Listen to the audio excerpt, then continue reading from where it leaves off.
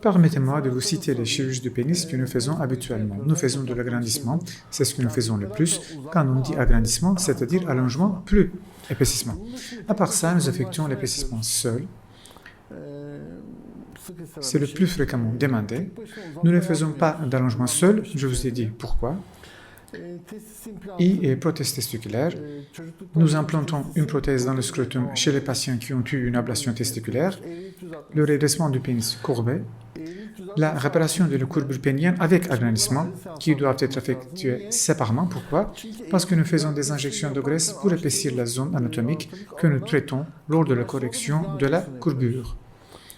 Il ne me semble pas très sain de faire une injection de graisse après avoir ouvert complètement cette zone, parce que la graisse injectée se dispersera ou coulera vers le bas, elle sera déplacée puisque cette zone est complètement ouverte. Alors d'abord, il faut corriger la courbure, et donc je recommande également une injection de graisse après 6 mois. Et je ne fais pas les deux en même temps.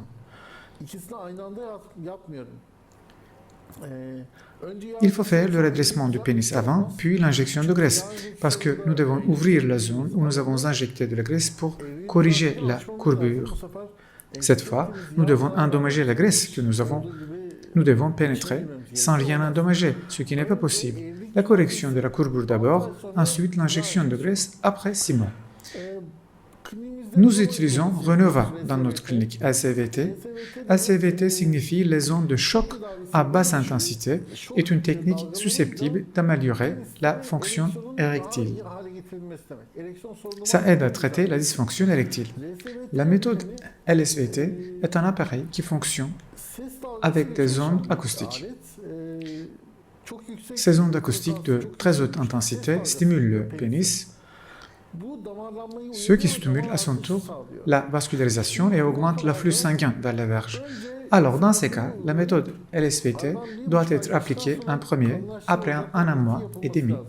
Une chirurgie d'épaississement et d'allongement doit être effectuée. Pourquoi?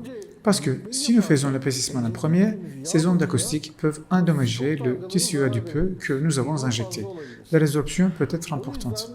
C'est pourquoi je recommande d'appliquer d'abord la méthode LSVT, d'améliorer l'érection du pénis avec des ondes de choc, ensuite d'effectuer une chirurgie d'agrandissement du pénis après 1 mois et demi.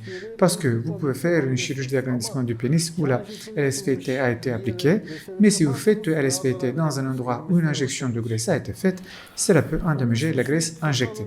De plus, nous effectuons la correction des erreurs médicales commises lors d'une opération de circoncision. Si la peau est enlevée en excès pendant la circoncision, nous corrigeons ce défaut avec un lambeau coutumier. Habituellement, ce sont les chirurgies les plus fréquentes.